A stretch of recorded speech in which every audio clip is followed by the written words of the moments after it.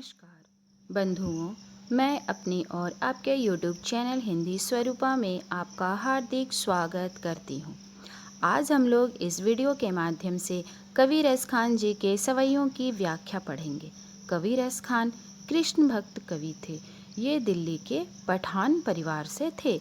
इन्होंने विठल नाथ जी से दीक्षा लिया और भक्तिमय जीवन व्यतीत किया। इनका असली नाम विस्मृति के गर्भ में जा चुका है। फिर भी कहा जाता है कि शायद इनका नाम सैयद इब्राहिम था।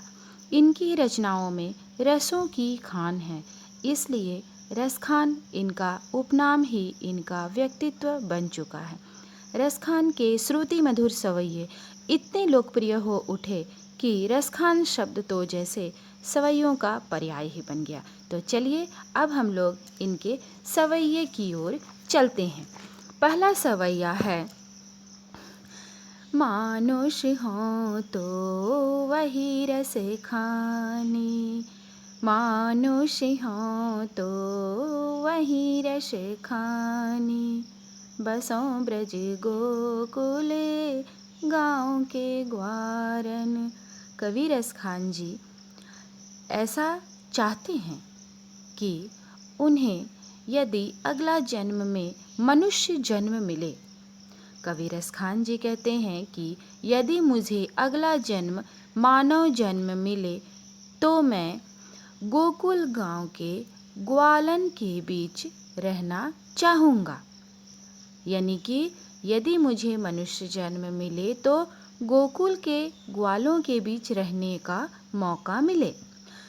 जो पशु हों तो कहा बस मेरो, जो पशु हों तो कहा बस मेरो, चरौने ते नंद को धेनु मंझारन। कवि रस खान जी कामना करते हैं कि यदि मुझे पशु जन्म मिला तो कहाँ मिले? नंद बाबा की गायों के बीच चरने का मौका मिले।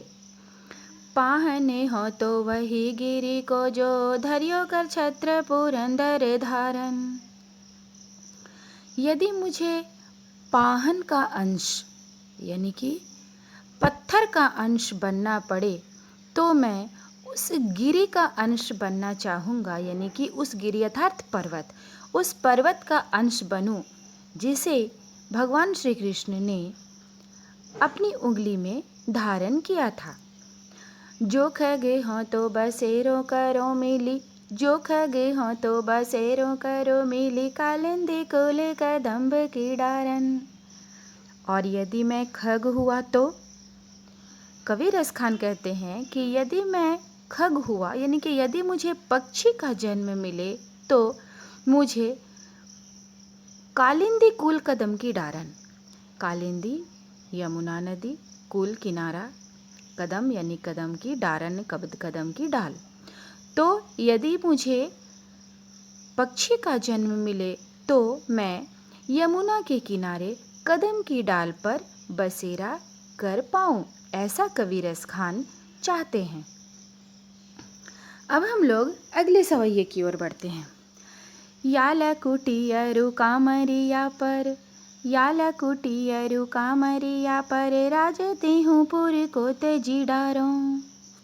अर्थात या लकुटी अरु कामरिया, एक लाठी और एक कंबल पर तीनों लोक का राज्य तक न्योछावर करने के लिए कवि रस खान तैयार हैं।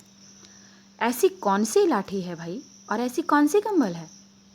अरे यह तो भगवान कृष्ण की लाठी और कंबल है। भगवान कृष्ण जब गाय चराने जाते थे तो उनके हाथ में एक लाठी हुआ करती थी और एक कंबल उनके साथ होता था। तो कवि रस खान उस लाठी और कंबल पर तीनों लोगों का राज्य त्यागने को तैयार हैं। आठहूँ सिद्धि नौ निधि को सुख, आठहूँ सिद्धि नौ निधि को सुख, नंद की गाई चरावी बिसारो। आठहूँ सिद्धि नौ निधि, आठहूँ सिद्धि क्या है? आठहूँ सिद्धि, सिद्धियाँ अलौकिक शक्तियाँ हैं। अलौकिक शक्ति, ये 8 सिद्धि कौन कौन सी सिद्धि है? अणिमा, महिमा, गरिमा, लघिमा, प्राप्ति, प्राकाम्य, ईशित्व और वशित्व, ये 8 अलौकिक शक्तियाँ, 8 सिद्धियाँ कहलाती है। नवनिधि, अब ये नवनिधि क्या है? 9 निधियाँ हैं पद्म, महापद्म, शंख, मकर, कच्छप, मुकुंद, कुंद, नील और खर्व। ये भगवान कुबेर की 9 निधियाँ हैं, निधियाँ कहा जाता है इन्हें। तो कविरस खान आठों सिद्धि का सुख और नवनिधि के सुख को भी नंद की गाय चराई बिसारो, माने इन सुख को भी वे नंद बाबा की गाय चराने में जो सुख है उससे कम समझते हैं। क्या रस है इस सवैये में, है ना। रस खानी कबो इन आँखिन सो ब्रज के बन बाग तड़ाग निहारो। रस खानी कबो इन आँखिन सो ब्रज के बन तड़ाग निहारो। रस खान कवि चाहते हैं कि वे अपनी आँखों से ब्रज भूमि के वन, बाग बगीचे, तालाब को सदैव निहारते रहें। कोटि करी कल धौत के धाम, कोटि करी कल धौत के धाम, करेले के कुंजने ऊपर वारों। कवि रस खान कोटि यानी कि करोड़ों